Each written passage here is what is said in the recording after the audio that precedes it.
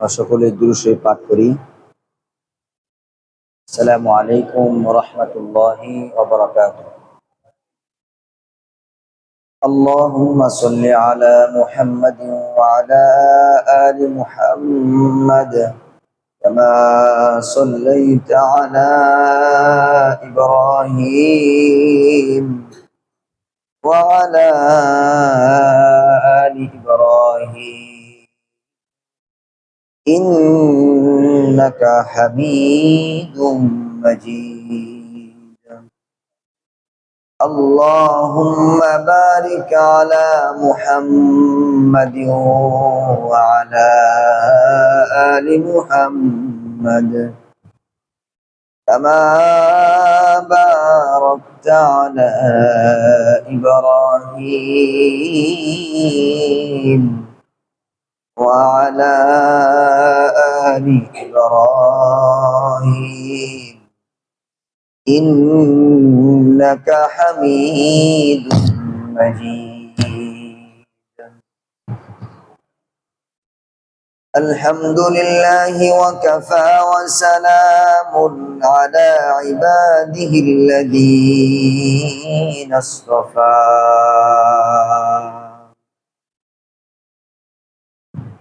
أما بعد فأعوذ بالله من الشيطان الرجيم. আমার সাথে সকলে পড়েন أعوذ بالله من الشيطان الرجيم. بسم الله الرحمن الرحيم.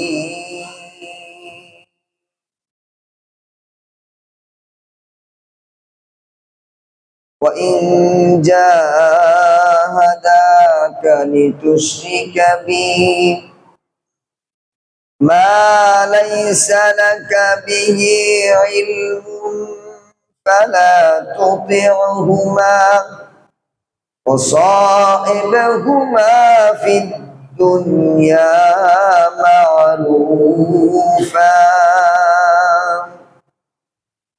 صدق الله المولانا العظيم وصدق رسوله النبي الحبيب الكريم ونحن على ذلك لمن الشاهدين والشاكرين والحمد لله رب العالمين. মোহাম্মদে আমার সাথে সবাই মিলে একটু জিকির করি লা ইলাহা ইল্লাল্লাহ লা ইলাহা ইল্লাল্লাহ লা ইলাহা ইল্লাল্লাহ লা ইলাহা ইল্লাল্লাহ লা ইলাহা ইল্লাল্লাহ লা ইলাহা ইল্লাল্লাহ লা ইলাহা ইল্লাল্লাহ লা ইলাহা ইল্লাল্লাহ লা ইলাহা ইল্লাল্লাহ আল্লাহু আল্লাহ আল্লাহু আল্লাহ আল্লাহু আল্লাহ আল্লাহু আল্লাহ আল্লাহু আল্লাহ। মোহাম্মদে আমরা সকলেই আল্লাহু আল্লাহ আল্লাহু আল্লাহ আল্লাহু আল্লাহ আল্লাহু আল্লাহ আল্লাহু আল্লাহ আল্লাহু আল্লাহ আল্লাহু আল্লাহ আল্লাহু আল্লাহ আল্লাহু আল্লাহ আল্লাহু আল্লাহ আল্লাহু আল্লাহ আল্লাহু আল্লাহ লা ইলাহা ইল্লাল্লাহ মুহাম্মাদুর রাসূলুল্লাহ সাল্লাল্লাহু আলাইহি ওয়াসাল্লাম। সবাই বলেন সাল্লাল্লাহু আলাইহি ওয়াসাল্লাম। আলহামদুলিল্লাহ, মহান আল্লাহ রব্বুল ইজ্জত ওয়াল জালালের দরবারে মন প্রাণ উজাড় করে, দিল খুলে, সমস্বরে, জোরে সোরে হৃদয়ের সব টুকুন ভালোবাসা বিলীন করে দিয়ে আমরা সকলেই শুকরিয়া পাঠ করছি যে মহান আল্লাহ রব্বুল ইজ্জত ওয়াল জালাল আমাদেরকে বড় মহব্বত করে, বড় দয়া করে, বড় মায়া করে, বড় ভালোবেসে প্রতি সপ্তাহে নেই এই সপ্তাহেও তার ঘরের মেহমান হিসাবে কবুল করেছেন। এই জন্য সেই মহান রব্বে কাবার দরবারে সকলেই এক বাক্যে সমস্বরে, জোরে সোরে, দিল খুলে সব ভালোবাসা উজাড় করে দিয়ে পড়েন আলহামদুলিল্লাহ। আমাদের যে সময়টা এখন চলে, সারা বছরের মধ্যে এই সময়টার আলাদা মূল্যায়ন আল্লাহ তাআলার পক্ষ থেকে আল্লাহ ঘোষণা করেছেন। এই যে আলাদা একটা সময় পাওয়া, এটাও আল্লাহ তাআলার পক্ষ থেকে আলাদা একটা নিয়ামত। বলেন আলহামদুলিল্লাহ। কত ভাই হয়তোবা আমাদের, কত আত্মীয় স্বজন গত মুহররম মাসে গত বছর জীবিত ছিল, রোজা রেখেছে, আমল করেছে, ভালো মানুষ ছিল। এই বছর বেঁচে থাকলে সে আরো আমল করতে পারত। এই জন্য এই যে দিন যায়, মাস যায়, বছর যায়, একের পরে এক সময়গুলো ঘুরপাক খেয়ে সামনে আসতেছে, পিছনে যাইতেছে। আমাদেরকে যে আল্লাহ সুস্থ রেখেছেন, হায়াত দিয়েছেন, এই হায়াতটা আল্লাহ তাআলার পক্ষ থেকে অনেক বড় একটা নিয়ামত। বলেন না আলহামদুলিল্লাহ। এই যে আজকের এই সময়টা যারা রোজা রাখতে পারছি, রোজা রেখেছি, কত জুমায় আলোচনা হয়েছিল আফজালুস সিয়ামি বাদা রমাদান শাহরুল্লাহিল মুহাররম। শুধু গত জুমাই কেন, আমাদের যাদের মোটামুটি বয়স হয়েছে, আমরা তো মনে হয় একেবারে বুঝ হওয়ার পর থেকেই খতিব সাহেবের মিম্বার থেকে এই আলোচনা মোটামুটি শুনে আসছে, তাই না? আমল সে জিন্দগি বনতি হয়, জান্নাত মে জাহান্নাম। যারা রাখতে পারছি আলহামদুলিল্লাহ বলেন, যারা রাখতে পারি নাই, আজকে আশুরা উপলক্ষে আজকেই রাখতে হবে। এই পুরা মাসটাকেই কিন্তু গুরুত্ব দেওয়া হয়েছে। এই জন্য আমাদেরকে তো আল্লাহ রাব্বুল আলামিন একের পর এক সুযোগ দিয়ে যাচ্ছেন। রমজান মাস যাওয়ার পরে 2 মাস পরে আবার দিলেন জিলহজ, এরপরে জিলহজ মাস যাওয়ার পরে এখন আবার মুহররম। অর্থাৎ বান্দা রমজান ছুটে গেছে, কোনো কাজ এটাকে পুরা করার জন্য জিলহজের 10 রাত দিলাম, এটাও তুমি পারো নাই। আবার তোমার সামনে মুহররম মাস, এই মাসের রোজাও আমার কাছে অনেক দামি। আল্লাহর হাবিব সাল্লাল্লাহু আলাইহি ওয়াসাল্লামের কাছে সাহাবায়ে কেরাম জিজ্ঞাসা করলেন, রমজান ব্যতীত অন্য কোন মাসে আমি রোজা রাখতে আমাকে আদেশ দিন, কোন মাসে রোজা রাখবো? আল্লাহর হাবিব সাল্লাল্লাহু আলাইহি ওয়াসাল্লাম বলেন, রমজান এর পরে রমজান মাস ব্যতীত মুহররম মাসের রোজাটা তুমি রাখো। জোরে বলেন সুবহানাল্লাহ। এই জন্য আল্লাহ রাব্বুল আলামিন আমাদের যাদেরকে আজকে সুযোগ দিয়েছেন, হায়াতে বরকত দিয়ে নিয়ামত দিয়েছেন, রমজানের পরে এই মুহররমের রোজার, আজকে আশুরার দিনে এই রোজা রাখার সুযোগ দিয়েছেন, এরা আরো দিল খুলে বলেন আলহামদুলিল্লাহ। আজকের এই দিনটা আমরা যেন আল্লাহর কাছে রুনাজারির মাধ্যমে, কান্নাকাটির মাধ্যমে, তওবার মাধ্যমে, জিকির আজকারের মাধ্যমে, তাসবিহ তাহলিলাতের মাধ্যমে, আমরা যেন ইবাদতের মাধ্যমে কাটাইতে পারি। আল্লাহ যেন আমাদেরকে সেই তৌফিক দান করেন। সকলে বলেন আমিন। এই দিনকে নিয়ে ঐতিহাসিকদের মধ্যে মতভেদ দেখা দিয়েছে। অনেক বরকতপূর্ণ অনেক ঘটনা, অনেক নবী রাসূল দুনিয়াতে আল্লাহ রাব্বুল আলামিন পাঠিয়েছেন। রেওয়ায়াতের দিক দিয়ে দুর্বল হলেও বরকতের দিন হিসাবে কারো এটা ইখতিলাফ নাই। যেমন বলা হয় যে এই মুহররমের 10 তারিখ আশুরার দিন আল্লাহ রাব্বুল আলামিন হযরতে আদম আলাইহিস সালামকে সৃষ্টি করেছেন, আবার হাওয়া আলাইহিস সালামকেও সৃষ্টি করেছেন। আবার এই 10 তারিখ হযরতে আদম আলাইহিস সালামকে দুনিয়াতে পাঠিয়েছিলেন। আবার আল্লাহ রাব্বুল আলামিন হযরত আদম আলাইহিস সালামের তওবা এই 10 তারিখে কবুল করেছেন। এভাবে যুগের পরে যুগ একের পরে এক যত নবী রাসূল পাঠিয়েছেন, যেমন হযরতে নূহ আলাইহিস সালাম উনার যেই মহাপ্লাবন থেকে আল্লাহ রাব্বুল আলামিন মুক্তি দিয়েছিলেন, এই দিনের কথাই বলা হয়েছে। হযরতে মূসা আলাইহিস সালাম ওনাকে আল্লাহ রাব্বুল আলামিন ফিরাউন বাহিনীর দলবল এদের কবল থেকে আল্লাহ রাব্বুল আলামিন এই দিনই মুক্তি দিয়েছিলেন। হযরতে ইউসুফ আলাইহিস সালাম কূপের ভিতরে ফেলে দেওয়া হয়েছিল, ওইখান থেকে এদিন আল্লাহ রাব্বুল আলামিন মুক্তি দিয়েছিলেন। হযরতে ইউনূস আলাইহিস সালাম মাছের পেট থেকে যেদিন বের হয়েছিলেন, এই দিনের কথা বলা হয়েছে, 10 মুহররমের কথা। আমি যদি এক এক করে বলতে থাকি, একের পর এক আল্লাহ পাকের কাছে জলিলুল কদর নবীজি যারা ছিলেন, রাসূল যারা ছিলেন, হযরত ঈসা আলাইহিস সালামকে আল্লাহ রাব্বুল আলামিন আকাশে উঠিয়ে নিয়েছিলেন। এই যে অনেকগুলো বিবরণ, এই বিবরণগুলোর ব্যাপারে কেউ বলেন যে বিশুদ্ধ, কেউ বলেন যে রিওয়ায়াত একটু দুর্বল। প্রসিদ্ধ মতে হযরত মূসা আলাইহিস সালামের যেই ফেরাউন থেকে মুক্তি দেওয়ার ঘটনা, এটা কোরআন থেকে প্রমাণিত। আগরাকনা আলা ফিরআউন ওয়া কুল্লুম কানু যালিমিন। হযরত মূসা আলাইহিস সালামকে আল্লাহ রাব্বুল আলামিন মুক্তি দিয়েছিলেন এই দিনে 10 মুহররম, যার কারণে মূসা আলাইহিস সালামের উম্মতরা রোজা রাখেন। এই আলোচনা গত সপ্তাহ হয়েছে।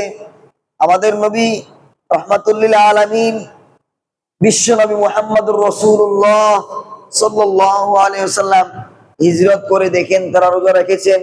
আমার নবী বললেন, তোমরা যদি মূসার উম্মতের দাবিদার হিসেবে রোজা রাখো, তো আমি তো তোমাদের চেয়ে বেশি হকদার, আমিও রাখবো, আমার সাহাবায়ে কেরামকেও রাখার আদেশ করলাম। এই জন্য পদ্ধতি বলে দিয়েছেন যে তাদের আমলের সাথে আমাদেরটা যেন একটু হলেও ব্যতিক্রম হয়, পুরাপুরি না মিলে যায়। এই জন্য বলছেন ওয়াখালাফু ফীহিল ইয়াহুদ, যে তারা একটা রাখে, আমরা 9 তারিখ 10 তারিখ অথবা 10 তারিখ 11 তারিখ। এই যে আমরা আজকের এই সময়টায় উপনীত হয়েছি, আমার এই লম্বা ভূমিকার সার নির্যাস যদি উঠাইতে চায়, এই দিনটার ব্যাপারে ইখতিলাফ নাই। এই দিনটা যে বরকতের দিন, এই ব্যাপারে ইখতিলাফ নাই। এই কথাও তো বলা হয় 10 মুহররম আশুরার 10 তারিখ, এই দিনই দুনিয়া কিয়ামত হবে, এই দিনই দুনিয়া সৃষ্টি হয়েছে। এগুলো নিয়ে ইখতিলাফ করে নিজেদের মধ্যে বাড়াবাড়ি করার কোনো প্রয়োজন নাই। বাকি এই দিনটা আল্লাহর কাছে বড় গুরুত্বের দিন, আল্লাহর কাছে বড় দামি দিন। এই জন্য এই দিনটাতে আমাদের করণীয় হলো আল্লাহর কাছে বেশি বেশি তওবা করা, ইস্তিগফার করা, কান্নাকাটি করা, জিকির আজকার করা। আল্লাহ রাব্বুল আলামিন আমাদেরকে যে মাঝে মধ্যে অফার দিয়েছেন, সুযোগ দিয়েছেন, লাইলাতুল কদর দিয়েছেন, এরপরে রমজান মাস দিয়েছেন, 10 রজনী দিয়েছেন জিলহজ মাসের, এরকম ভাবে আশুরার এই 10 তারিখটাও আল্লাহর কাছে অনেক দামি। এই জন্য আমরা ইনশাআল্লাহ এই দিনটাকে আমলের মাধ্যমে কাটাবো, অন্য জুমার মতো না। আজকে আবার ঘটনাক্রমে মুহররমের 10 তারিখ শুক্রবার হয়ে গেছে, বলেন না আলহামদুলিল্লাহ, বলেন না জোরে আলহামদুলিল্লাহ। একসাথে অনেকগুলো আমলের মৌসুম আমরা পেয়েছি, জোরে বলে আলহামদুলিল্লাহ। এই জন্য এই দিনটাকে আমরা বড় গুরুত্ব দিয়ে পালন করব।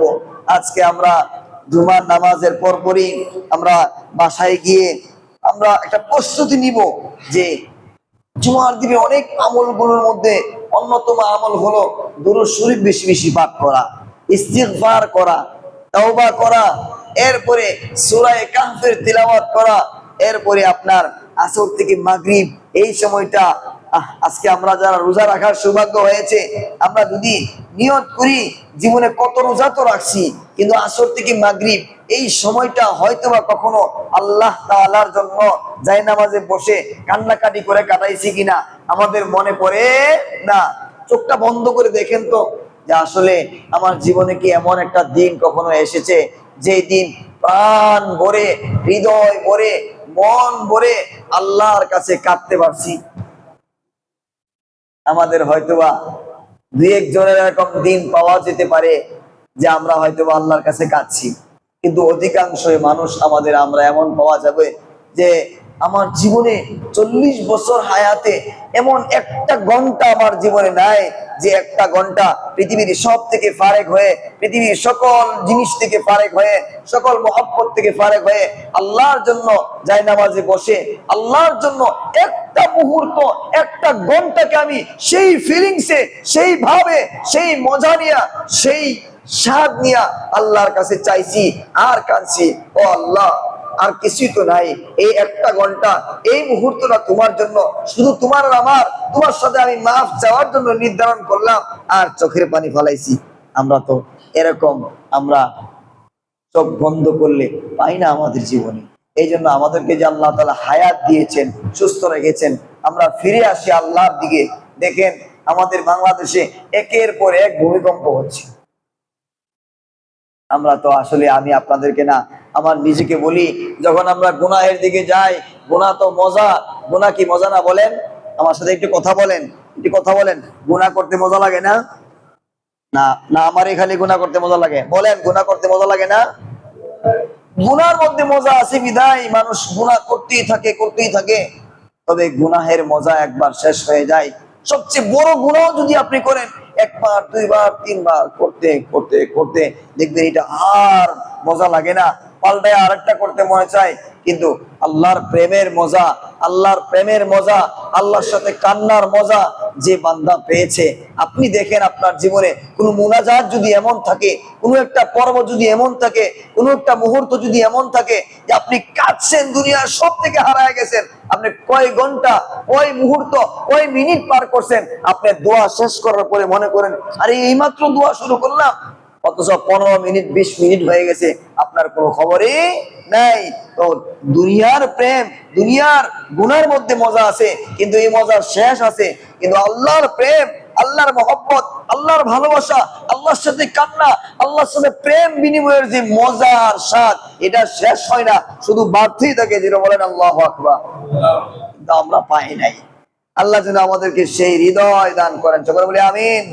আল্লাহ তাআলা যেন আমাদেরকে সেই চক্ষু দান করেন, যেই চক্ষু আল্লাহর কাছে চাইতে দেরি হয় কিন্তু গড় গড় করে, ঝর ঝর করে পানি পড়তে দেরি হয় না, বলেন আমিন। সম্মানিত মুসল্লিয়ানে কেরাম, আমি আজকে আপনাদের সামনে গত জুমাই তো সময়টা যেহেতু মুহররম মাস, এই জন্য মুহররম মাসকে মানে সামনে নিয়ে কিছু আলোচনা ছিল। কিন্তু এর 2 জুমা আগে আমরা লাগাতার আলোচনা করেছিলাম আব্বা আম্মার সেবা নিয়ে, কার সেবা? মা বাবার খিদমত নিয়ে আলোচনা করেছিলাম। একবার হযরতে উমর রাদিয়াল্লাহু তাআলা আনহু সম্ভবত উনার কাছে এক পিতা গিয়ে অভিযোগ করতেছে যে আমিরুল মুমিনিন, আমার ছেলে আমাকে মানে না, আমার সাথে বেয়াদবি করে, এমনকি আমাকে আঘাত পর্যন্ত করতে আসে, আপনি আমার ছেলেকে একটু বুঝিয়ে দিন। আমিরুল মুমিনিন খলিফাতুল মুসলিমিন ওমর রাদিয়াল্লাহু তাআলা আনহু বললেন সন্তানকে নিয়ে আসেন। সন্তানকে নিয়ে আসার পরে ওমর রাদিয়াল্লাহু তাআলা আনহু সন্তানকে জিজ্ঞাসা করলেন যে তুমি নাকি তোমার আব্বার সাথে বেয়াদবি করো, আব্বার কথা মানো না, তোমার বাবার সাথে চরম পর্যায়ে তুমি এমনকি বাবার শরীরে আঘাত পর্যন্ত করতে যাও। এই কথাগুলো বলার পরে সন্তান মাথা নিচে দিয়ে বলতেছে জি, সত্য শুনেছেন। এরপরে ওমর রাদিয়াল্লাহু তাআলা আনহু ধমক দিয়ে শাসনের নিয়তে কথাগুলো বললেন, কিভাবে তুমি পারো তোমার আব্বার সাথে এভাবে আচরণ করতে?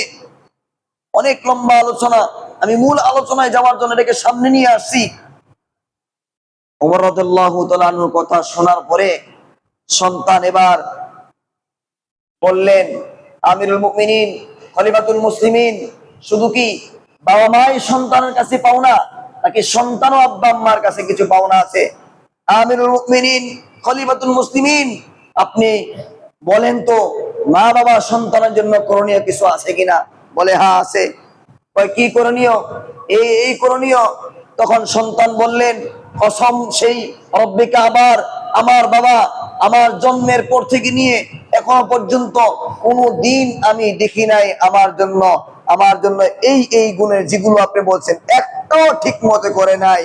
আমার বাবা আমার জন্য এই গুণগুলোর একটাও আদায় করে নাই। এই জন্য সম্মানিত মুসল্লিয়ানে কেরাম, আল্লাহ রাব্বুল আলামিন তো মা বাবার সাথে, মা বাবার খিদমতের কথা, এমন হকের কথা, এমন গুরুত্বের সাথে আল্লাহ রাব্বুল আলামিন ঘোষণা করেছেন, ওয়া ইন জাহাদাকা আলা আন তুশরিকা বিমা লাইসা লাকা বিহি ইলমুন ফালা তুতি'হুমা وصائبهما في الدنيا معروفا। আল্লাহ রাব্বুল আলামিন বলেন, সন্তান মা বাবার মধ্যে ইহসান করবা, বিনয়ের দ্বারা বিছায়া দিবা, মা বাবার জন্য দোয়া করবা। আল্লাহ রাব্বুল আলামিন কোরআনুল কারীমে সুন্দর করে সন্তানের জন্য কি কি করণীয়, মা বাবার জন্য কি কি করণীয় আল্লাহ রাব্বুল আলামিন বলে দিয়েছেন। সন্তান এমন এক পর্যায়ে যদি উপস্থিত হয়, তোমার বাবা যদি অমুসলিম হয়, তোমার বাবা যদি তোমার সাথে জুলুম করে, আত্মীয়তার সম্পর্ক যদি বিচ্ছিন্ন হয়ে যায়, এরপরে আল্লাহ রাব্বুল আলামিন বলেন, তোমাকে আল্লাহর সাথে শরীক করা তোমার ফরজ ইবাদত, আল্লাহর আদেশের বিপরীত যদি কিছু না বলে, এই আদেশটা তোমাকে অবশ্যই পালন করতে হবে। কিন্তু যদি আল্লাহর সাথে শরীক করতে বলে সেটা ভিন্ন বিষয়। এই জন্য পিতার হক, মাতার হক, মা বাবার খিদমত গুরুত্ব। তাকায় দেখেন, বলা হয়েছে লিতুশরিকা বিমা লাইসা লাকা বিহি ইলমুন ফালা তুতি'হুমা ওয়া সাহিবহুমা ফিদ দুনিয়া মারুফা। দুনিয়ায় যতদিন তোমার আব্বা আম্মা বেঁচে থাকবে, তুমি যতদিন বেঁচে থাকবে, তোমার আব্বা আম্মা তোমার সাথে জবরদস্তি করলেও কোনদিন তাদের সাথে খারাপ আচরণ করা যাবে না। যদি অমুসলিম হয়ে যায়, তাকে খাবার দিতে হবে, বরণ পোষণ মানে মা বাবার যা দরকার সব কিছু দিয়ে দিতে হবে, সুন্দর আচরণ সব সময় করতে হবে।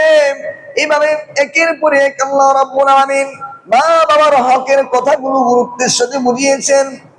এই সন্তান কিভাবে মা বাবা অমুসলিম হইলেও দাওয়াত দিতে হবে, জুলুম সন্তান করতে পারবে না।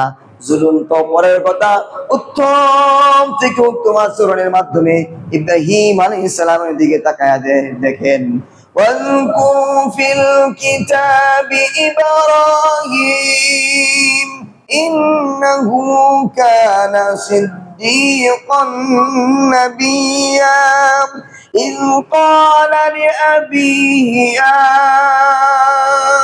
أبت لم تعبد ما لا يسمع ولا يبصر ولا يغني عنك شيئا। ইব্রাহিম আলাইহিস সালাম পিতা মূর্তি পূজা করে এবার আব্বাকে বলেন, ও আব্বা, বড় মায়ার সাথে, বড় মহব্বত করে, বড় ভালোবাসা নিয়ে, আব্বা আপনি এমন বিষয়ের ইবাদত করেন, এমন জিনিসের ইবাদত করেন যেটা কানে শুনে না, চোখে দেখে না, কোনো উপকারে আসে না। এমন ভাবে সন্তান যখন আব্বাকে মায়া নিয়ে বুঝাইতেছিলেন, কোনো দমক নাই, কোনো কড়া কথা না, একের পরে এক সন্তান আব্বাকে বুঝাইলেন। উচিত ছিল আব্বা সুন্দর করে, আব্বা বড় কলিজার টুকরা সন্তান আমার, কিন্তু তা না করে ইব্রাহিম আলাইহিস সালাম এত সুন্দর করে বুঝানোর পরেও সন্তানের প্রতি বাবা তার কর্কশ মেজাজ, কঠিন মেজাজ, একেবারে কোনো নির্দয়, কোনো মায়া দয়া নাই। এমন করে বলে, قال أراغب أنت عن آلهتي يا إبراهيم لئن لم تنته لأرجمنك واهجرني مليا। সন্তান এর প্রতি বিন্দুমাত্র মায়া প্রকাশ না করে বরং নির্দয়ের মতো, পাষাণ দিলের মতো কর্কশ মেজাজে বলে, ও ইব্রাহিম, আমার এখান থেকে বের হয়ে যা, দূর হয়ে যা। তুই আমার উপাস্যদেরকে মন্দ বলস, এখনো ঠিক আছে, লাইনে চলে আ, না হলে আমি তোকে শেষ করে দিব। লাইন লাম তানতাহি লাআরজুমান্নাকা ওয়াহজুরনি মালিয়া। দেখেন এবার, এত কঠিন আচরণের পরেও ইব্রাহিম আলাইহিস সালাম আব্বার প্রতি বিন্দুমাত্র রাগ না করে এবার ইব্রাহিম আলাইহিস সালাম বলেন, ক্বালা সালামুন আলাইকা সাআস্তাগফিরু লাকা রাব্বি ইন্নাহু কানা বি হাফিয়া। বলেন আল্লাহু আকবার, আল্লাহু আকবার কাবীর।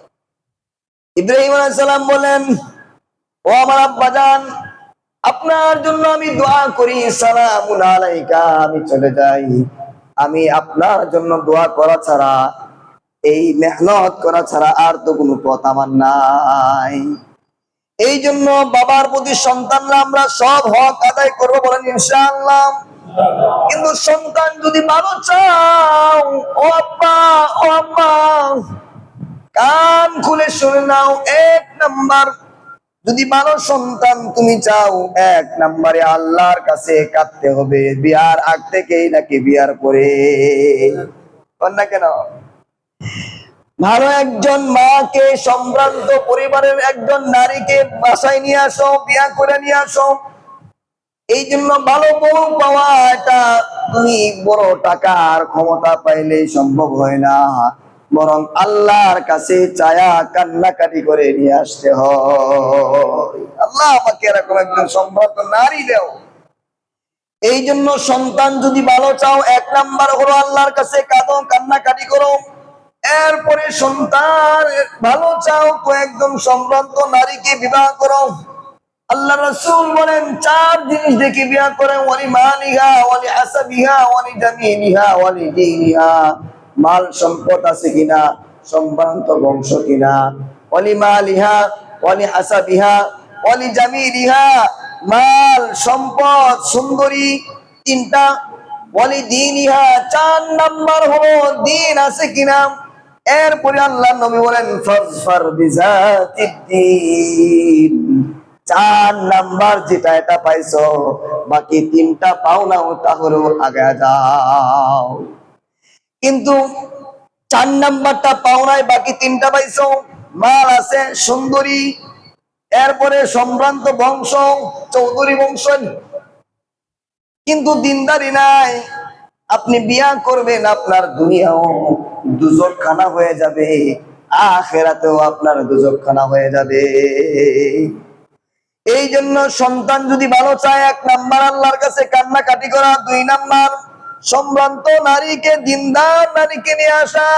সন্তান যাদের ভালো হয়েছে, পৃথিবীর ইতিহাস খুলে দেখেন, সন্তান লালন পালনে সন্তান ভালো হয়েছে। কুতুবউদ্দিন বখতিয়ার কাকির মা, ও মা, আমার মা, ও মা, আমার মা, আপনার মা, কুতুবউদ্দিন বখতিয়ার কাকির মাও কিন্তু মা। আজকের সমাজে যাদের সন্তান নায়ক হয়, গায়ক হয়, শিল্পী হয়, এরা দেখবেন মা বাবা সন্তান পেটে থাকা অবস্থায় স্বপ্ন দেখে, কি স্বপ্ন, আমার ছেলে গায়ক হবে। পৃথিবীর বিজ্ঞান আবিষ্কার করেছে, মানুষ মায়ের পেটে আসার পরে, দুনিয়াতে আসার 6 মাস আগ থেকেই যা হয় না হয় সবগুলো তার কান দিয়ে শুনতে পায়। চিল্লায়া বলেন আল্লাহু আকবার। এই জন্য তাকায় দেখবেন, ভালো সম্ভ্রান্ত ফ্যামিলির সন্তান জন্ম হওয়ার পরে গান মুখ দিয়া বের হয় না, ডান্স তো পারেই না। আর যে ডান্স করে, সন্তান পেটে নিয়ে ডান্স দেখছে, সন্তান দুনিয়াতে আসার আগ থেকে ডান্স দেখে, সন্তানকে দুধ খাওয়ায় ডান্স দেখে, সন্তানকে নিয়ে ঘুমায় ডান্স দেখে, সন্তানকে নিয়ে ঘুমায় গান শোনায়, নিজে নিজেও গান শোনা শোনা ঘুমায়। এই সন্তানটা 2 থেকে 3 বছর হওয়ার পরেই দেখা যায় এমন ডান্স দেয় যে ডান্স আমার আপনার সন্তান 10 বছর 12 বছর বয়স কমর ঘুরানো এমন ভাবে সম্ভব হয়ে ওঠে না, ঠিক কিনা বলেন? এই জন্য ভালো সন্তান যদি চাও তাহলে সম্ভ্রান্ত নারীকে নিয়ে আসো, আল্লাহর কাছে কান্নাকাটি করো। তাকায় দেখেন সন্তান লালন পালনে মার দায়িত্বটা একটু বেশি থাকে। বাবা অফিসে আদালতে চাকরি বাকরিতে ব্যস্ত থাকে অথবা কৃষি কাজে করে, যেই কাজই করুক না কেন সকালবেলা ঘর থেকে বের হয়ে যায় বাবা, সারাদিন পাগলের মতো মেহনত করে। এই সন্তানটা বেশিরভাগ সময় কার সাথে সময় পার করে চিল্লায়া বলেন? মায়ের সাথে। জন্য সন্তান লালন পালনে আলমার আতুরায়াতুন আলা বাইতি যাওজিহা ওয়া ওয়ালাদি, বলে বাবা চাকরি বাকরিতে চলে যায়, সন্তানকে মা সবকিছু শিখাবে। এই জন্য 1 নাম্বার হলো ভালো আল্লাহর কাছে কান্নাকাটি করা, ভালো নারীকে নিয়ে আসা। 2 নাম্বার সন্তান যখন পেটে আসে বেশি বেশি আমল করা, আবারও কান্নাকাটি করা। সন্তান যখন দুনিয়াতে চলে আসবে, দুনিয়ায় আসার সাথে সাথে সন্তানের ডান কানে আজান দেওয়া, বাম কানে ইকামত দেওয়া। বলেন আল্লাহু আকবার। এখন কি এটা মানে আপনাদের চোখে পড়েনি? আমরা ছোট সময় দেখতাম, হঠাৎ করে দেখি কি সকালবেলা মানে টাইম টেবিল নাই, ঘরের পিছনে দাঁড়ায় আজান দেয় দাদাই। তখন তো আমরা ছোট ছিলাম, বুঝতাম না কি আজান দেয় কেন। এখন যখন মোটামুটি বয়স হয়েছে তখন তো বুঝলাম, পড়াশোনা করলাম যে সন্তান ভূমিষ্ঠ হওয়ার পরপরই ডান কানে আজান, বাম কানে ইকামত। এই সন্তান ভূমিষ্ঠ হওয়ার পরে ডান কানে আজান, বাম কানে ইকামত দেওয়া হয়েছে, ওই সন্তান কোনদিন আল্লাহর সাথে শরীক করে আল্লাহর নাফরমানি করতে পারে না। চিল্লায়া বলেন আল্লাহু আকবার। একাত্মবাদ আল্লাহর ঘোষণা সন্তান দুনিয়াতে আসার পরপরই তার কানে ঢুকে গেল। এই ধাপে ধাপে মনে রাখেন, দুনিয়াতে আসার আগ থেকে দোয়া করা, নিজের প্রস্তুতি করে বানিয়ে নেওয়া। ভালো সন্তান তো সবাই চায়, হুজুর সন্তান কথা শুনে না, কথা শুনবে তো বাবাই তো ভালো করে, আপনার বাবার কথাও শুনেন নাই। এই জন্য দুঃখের কোনো সীমা নাই, কথা লম্বা হয়ে যায়। 3 নাম্বার 4 নাম্বার হলো এই সন্তান জন্মগ্রহণ করার পরে সন্তানের মুখে কোনো আল্লাহ ওয়ালার মাধ্যমে খেজুর জাতীয় মিষ্টি কিছু হালকা চাবায়া, এটাকে বলা হয় তাহনিক করা। বাচ্চার মুখে জিহ্বায় অথবা ঠোঁটের মাঝখানে একটু লাগায়া দেওয়া, জোরে বলেন সুবহানাল্লাহ। এই তাহনিক আমরা করি কিনা জানি না। সন্তান জন্মের পরে আজ থেকে ভালো সন্তানের জন্য যা দরকার কেউ জানি কিনা জানি না। যারা জানি তারা অনেকে করতে পারি না। ভালো সন্তান যদি চাও তাহনিক করো। এরপরে সন্তান 7 দিন যখন বয়স হয়, সন্তানের জন্য একজন সুন্দর মানে একটা সুন্দর নাম, ইসলামিক নাম তুমি রাখা দাও। নাম রাখি, আধুনিক যুগ তো, সুন্দর ইসলামিক নাম রাখে। আব্দুল আজিজ, আব্দুর রহমান, এমন সুন্দর নাম অনেকে এখন রাখে। কিন্তু দুঃখের বিষয় হলো কত চমৎকার একটা নাম, ইসলামিক নামটা রাখার পরে বাস করে শোকেসের মতো সাজায় রাখে। কয় ব্যবহার করে কোনটা, কয় ডাবলু হাবলু মাবলু। এমন নাম, যে নাম দেখা কেউ বুঝতে পারে না এটা কি মুসলমানের সন্তান নাকি ইহুদি খ্রিস্টান নাকি চারাল আর বারান। এই জন্য ওয়াকিয়ার মাধ্যমে নামের কত বরকত বোঝানোর দৃষ্টান্ত দিয়ে বোঝানোর চেষ্টা করি। হাকিমুল উম্মত মুজাদ্দিদুল মোল্লা মিল্লাত শাহ আশরাফ আলী থানভী রাহমাতুল্লাহ আলাইহি ওয়াকিয়া লিখেন, ইন্ডিয়ার একজন ভাই সে সফরে বের হবে, মোটামুটি টাকা পয়সা আছে, সফরে বের হওয়ার নিয়ত করেছে ট্রেনের মাধ্যমে। এবার সে নিয়ত করলো কয়েকদিনের লম্বা সফর, সাথে যদি একজন খাদেম অথবা চাকর বাকর নেওয়া যায় তাহলে তার জন্য বড় সহজ হয়। এই ব্যাগ আর গাট্টিগুলো সে বহন করতে পারবে। এরকম চিন্তা ভাবনা আমাদের আছে কিনা, করি কিনা মাঝে মধ্যে। লম্বা সফর হইলে সাথী নিয়ে যায়, এবার সে একজন তার সাথী নির্ধারণ করলো, তার চাকরকে, ঘরের কাজ যিনি করে তাকে নিয়ে নিলেন। এখন চিন্তায় পড়ে গেলেন, যদি ট্রেনের ভিআইপি ফার্স্ট ক্লাস আমরা টিকিট কাটি তাহলে দুজনের জন্য খরচ অনেক বেশি হয়ে যাবে। আবার আমি যদিও নরমালটা নেই আমারও কষ্ট হবে। লম্বা শর্ট করে বলি, সে নিজের জন্য একটা ভালো ভিআইপি এসি রুমের ফার্স্ট ক্লাস টিকিট নিল, আর তার কাজের লোক চাকরের জন্য, খাদেমের জন্য একটা একেবারে লাস্ট পর্যায়ের নরমাল সিট সে কাটলো। টিকিট কাটার পরে রওনা হয়েছে। স্টেশনে যাওয়ার পরে এবার বলে, সাবধান, ওই জায়গায় গিয়ে কিন্তু নামবা, আগেও নামবা না পরেও নামবা না। উঠার পরে ব্যাগ তার সামান গুলো উঠায় দেওয়ার পরে তার মালিক ফার্স্ট ক্লাস সিটে বসে গেল, আর সে ধীরে ধীরে ওই তার সিটে গিয়ে বসলো। এবার পাশের ভাইকে বলতেছে, ভাইজান আমি যে ওই জায়গায় নামবো আমি কিছুই চিনি না, আমাকে একটু নামায় দিয়েন। কারণ তার তো শাস্তির ভয় আছে, টাইম টু টাইম যদি কাজ না করে তাহলে পানিশমেন্ট হবে, শাস্তি হবে, চাকরি চলে যেতে পারে।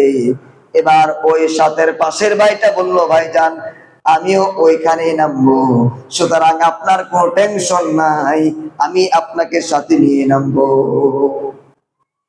এবার মালিক মালিকের জায়গায়, চাকর চাকরের জায়গায়, ট্রেন চলছে চলছে। হঠাৎ করে কিছু দূর যাওয়ার পরে তার মালিকের অসুস্থতা দেখা দিয়েছে, একের পর এক বমি করতেছে, সাথে সাথে পাতলা পায়খানাও শুরু হয়েছে। অবস্থা এরকম চরম পর্যায়ে চলে গেছে। আর ট্রেনের যারা দায়িত্বশীল আছে এরা চিন্তা করলো এই পর্যায়ে কি করা যেতে পারে। আরো অবস্থা খারাপ হচ্ছে, কোনো উন্নতি নাই। এবার তারা চিন্তা করলো, এই লোকটাকে যদি আমরা পাশে কোনো স্টেশনে নামায় দিয়ে যাই তাহলে হয়তোবা মানুষের সেবার কারণে এই লোকটা বেঁচেও যেতে পারে। কিন্তু ট্রেনে যদি থাকে তার গন্তব্য এত দূর যাওয়া পর্যন্ত মনে হয় না এই লোকটা বেঁচে থাকবে। এই জন্য পরামর্শ করে এই লোকটাকে সামনের স্টেশনে ট্রেনটা থামার পরে সেখানে নামায় দিল। যে যেদিকে যাওয়ার সবাই চলে গেল, তার চাকরের কোনো খবর আছে কিনা বলে, ও তো নির্দ্বিধায় ওখানে বসে আছে। এবার সময় পার হচ্ছে, একের পর এক স্টেশনে যারা আছে সবাই চলে যাচ্ছে, সবাই যে যেদিকে যাওয়ার সবাই চলে গেছে, একমাত্র সেই একা এখানে। দূর থেকে একজন হিন্দু কুলি লোক ছিল যে কাজ করে, সে দৌড়ায় আয়সা দেখে একটা লোক মুখে দিয়া বমি বাইর হচ্ছে, একেবারে অজ্ঞান হওয়ার মতো কোনো আওয়াজ নাই, সারা শব্দ নাই, আবার পাতলা পায়খানাও বের হচ্ছে, কথা বললে মানে জিজ্ঞাসা করলে কিছুই বলতে পারে না। এবার তার একটু মায়া হইলো, চিন্তা করলো দেখি তাকে কিছু করা যায় কিনা। যেহেতু সে হিন্দু ছিল, এবার চিন্তা করছে আগে পরিচয় জানা দরকার, লোকটা কি মুসলমান নাকি হিন্দু। যদি মুসলমান হয় তাহলে আমার পক্ষে কিছুই করা সম্ভব হবে না, আর যদি হিন্দু হয় তাহলে অবশ্যই আমি আমার দায়িত্ব পালন করে তাকে আমি হাসপাতালে নিয়ে যাব। এবার জিজ্ঞেস করে কিন্তু কোনো উত্তর আসে না।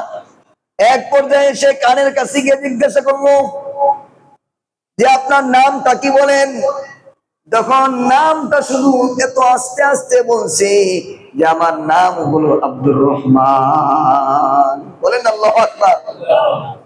এবারে হিন্দু লোকের ওই কুলির টনক নড়ে গেল, চিন্তা করলো না না না, সমগ্র পৃথিবী কোথাও খুঁজে একজন হিন্দু আব্দুর রহমান নামে হিন্দু কোথাও পাওয়া যাবে না। চিল্লায় আল্লাহু আকবার। আব্দুর রহমান নামে একজন হিন্দু তাম পৃথিবীতে কোথাও পাওয়া যাবে না। কিন্তু আমরা মুসলমান, এমন বহু মুসলমান আছে যাদের নামের সাথে হিন্দুদের নামটাই বেশি মিলে যায়। নাম দেখেও বোঝা যাবে না, কাম দেখেও বোঝা যায় না। এই জন্য আমি এই দৃশ্যটা আপনাদের সামনে নিয়ে আসলাম। আমার ভাইয়ের সামনে আরো ভয়ঙ্কর এই অবস্থা। সে যখন শুনলো আব্দুর রহমান নাম, সে চলে গেল। এবার সে মৃত্যুবরণ করলো। এই এলাকাটা হিন্দু অধ্যুষিত ছিল, হিন্দু এলাকা ছিল, সবাই তাকে চিতায় নিল। এবার তাকে পুরায় দেওয়া দরকার। আবার কিছু মুসলমান একত্রিত হয়ে গেল। মুসলমান চিন্তা করলো, না, যতক্ষণ না পর্যন্ত এই লোকটা হিন্দু প্রমাণ হবে ততক্ষণ আমরা তাকে ছাড় দিতে পারি না।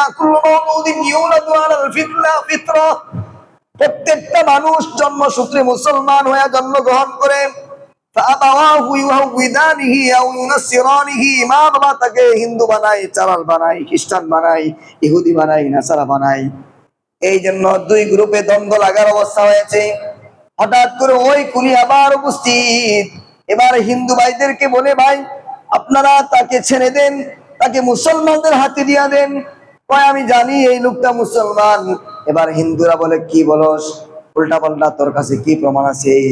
এবার সে প্রমাণ করলো, আমি তার ইন্তেকালের সময় আমি এই প্ল্যাটফর্মে ছিলাম, স্টেশনে ছিলাম, কিছু জানতে পারি নাই, তবে শুধু একটা জিনিস আমি জেনেছি, এই জিনিসটা হলো তার নাম হলো আব্দুর রহমান। চিল্লায়া বলেন আল্লাহু আকবার।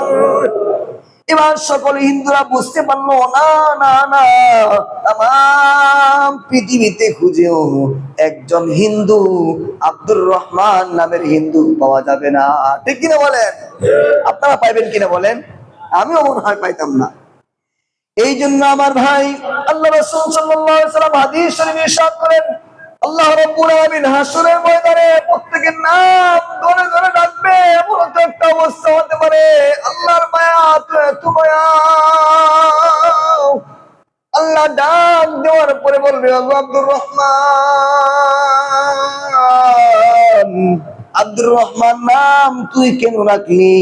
এটা তো আমি মাওলার নাম। বান্দা বলবে, আল্লাহ তোমার নামকে মহব্বত করি, এই নামটা আমার আব্বা আম্মা রেখেছিল। আল্লাহ বলবেন, যাও বান্দা যাও, আমি আল্লাহ এই নামের উসিলায় তোমাকে মাফ করে দিলাম। বলেন সুবহানাল্লাহ। এই জন্য আমার ভাই, যারা ভালো সন্তান চাই, আল্লাহর কাছে কান্নাকাটি করব। 2 নাম্বার, সন্তান ভালো চাও তো ডান কানে আজান দাও, বাম কানে ইকামত দাও। এরপরে সন্তান দুনিয়াতে আসার পরে তাহনিক করাও। এরপরে সন্তান আসার পরে সুন্দর একটা ইসলামিক নাম রেখে দাও। এরপরে সন্তানের 7 দিনের দিনে আকিকা করো। আকিকা আমরা করি কিনা? লম্বা আলোচনা। এই সন্তানের আকিকা করো, মাথার চুলগুলো মুন্ডায়া স্বর্ণ অথবা রূপা আপনার তৌফিক অনুযায়ী, সামর্থ্য অনুযায়ী আপনি দান সদকা করুন। সন্তানকে নিজের দুধ নিজে পান করান। এরপরে সন্তানকে বানানোর জন্য একের পর এক মেহনত করে যান। তাকায় দেখেন পৃথিবীর ইতিহাসে হযরত রাসূল করিম সাল্লাল্লাহু আলাইহি ওয়াসাল্লামের খাদেম যে আনাস, তার মাই কিন্তু রাসূলের খাদেম হিসেবে তাকে দিয়ে আসছিল। এরপরে তাকায় দেখেন হযরতে ইমামে বুখারী রাহমাতুল্লাহি আলাইহি মা তাকে দিন শিখার জন্য সহযোগিতা করেছিল। এরপরে আব্দুল কাদের জিলানী, মা সত্য কথা বলা, সুন্দর আদর্শ মাই শিখা দিয়েছিলেন। এমন ভাবে মা তার ভিতরে ঢুকছে, আদর্শ ঢুকাইছে। আব্দুল কাদের জিলানী ইলম শিখতে সফরে বের হয়েছে। ডাকাত দলের আক্রমণে বলে কিছু আছে কিনা লম্বা ঘটনা বোঝানোর জন্য বলি। সবার কাছে সবকিছু নিয়ে নিছে, তার কাছে কিছুই দেখা যায় না। বলে, ও বাবু তোমার কাছে কিছু আছে কিনা? বলে, আমার কাছে 40টি স্বর্ণ মুদ্রা আছে।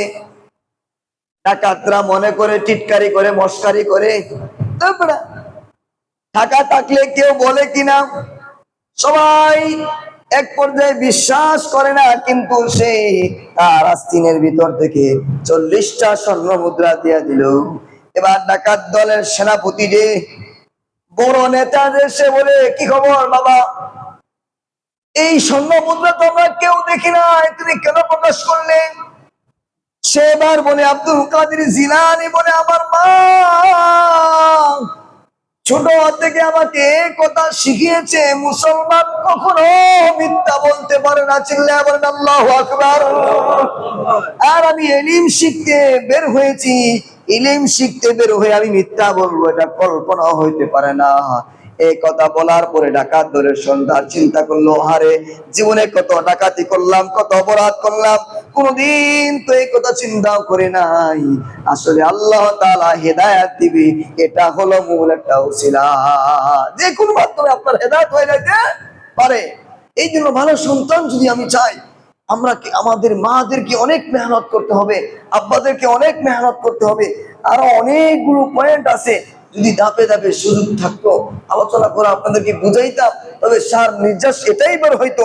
কোরআন সুন্নাহর আলোকে, কোরআন হাদিসের আলোকে আমরা যদি সন্তান ধাপে ধাপে বড় হয়, আমরা সন্তানকে শিখাইবো আল্লাহ লা ইলাহা ইল্লাল্লাহ মুহাম্মাদুর রাসূলুল্লাহ, ইফতাহু আও আলা আওলাদিকুম আউয়ালা কালিমাতিন বিলা ইলাহা ইল্লাল্লাহ আদিবু আওলাদাকুম সালাতা খিসালিন। সন্তানকে আমরা এগুলো শিখাবো, কালিমা শিখাবো, দ্বীন শিখাবো, কোরআন শিখাবো। এখন দুঃখের বিষয়, আব্বাজি কোরআন পড়তে পারে না। কোরআন পড়তে পারে না তো পারেই না, আব্বাজির কোরআনের জন্য বিন্দু মাত্র মায়াও লাগে না। এই জন্য আমার ভাই, আমার বাবা, আমার দাদা, আমরা যে বয়সের আছি, আমরা কোরআন শেখার জন্য সর্বোচ্চ আগ্রহী নিজেও হব। এবং ভালো সন্তান যদি আমরা চাই, তাহলে আমরা কোরআন সুন্নাহর আলোকে সন্তানের জন্য মেহনত করব, বলেন ইনশাআল্লাহ। যা পিছনে চলে গেছে তার জন্য তওবা করব। আমরা পারি নাই ভালো সম্ভ্রান্ত কাউকে নিয়ে আসতে, তাহলে আল্লাহর জন্য তওবা করেন। আরেকটা কাজ শুধু চালু করেন, যারা বিয়া করে ফেলাইছেন, যে আমি তো এরকম ভালো একজন বিবি পাই নাই, এদের জন্য কাজ হলো আপনি ঘরে ঘরে তালিম শুরু করেন, কোরআন সুন্নাহর আলোকে তালিম শুরু করেন। ইনশাআল্লাহ আপনি পরিবর্তন অবশ্যই পাবেন। আল্লাহ রাব্বুল আলামিন আমাদের সবাইকে, আমাদের সকলের সন্তানদেরকে আল্লাহ আমাদের নেক সন্তান